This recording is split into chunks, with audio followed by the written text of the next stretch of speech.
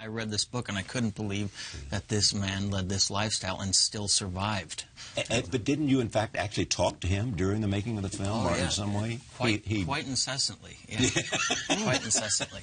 So tell us who he was. I mean, we know his story in the book, but you just said one interesting thing.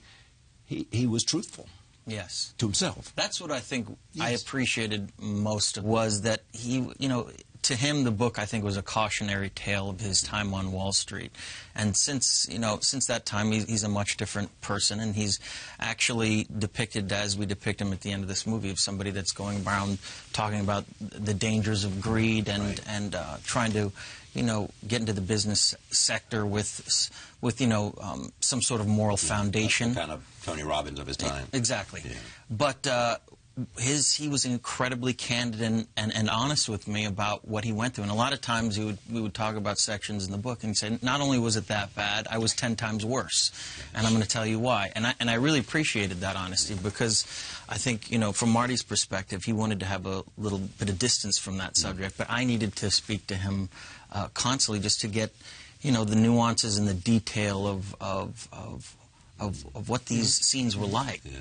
You have said that the speeches were some of the hardest stuff, because that's where you saw the art of salesmanship. Yeah. You saw how much he believed almost, or did, what he was saying.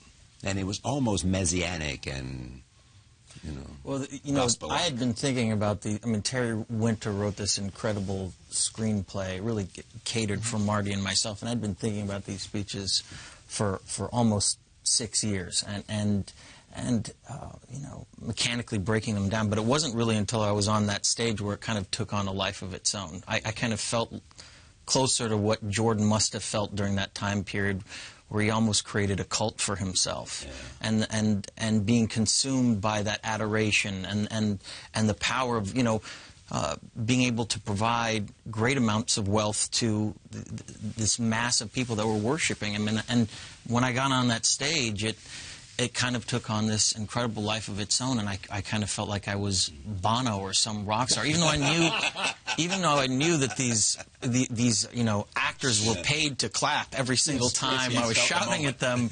You get this incessant need to push them forward, and it almost became like this Braveheart speech or cry for battle, except I was persuading them to go out there and essentially screw as many people over as possible.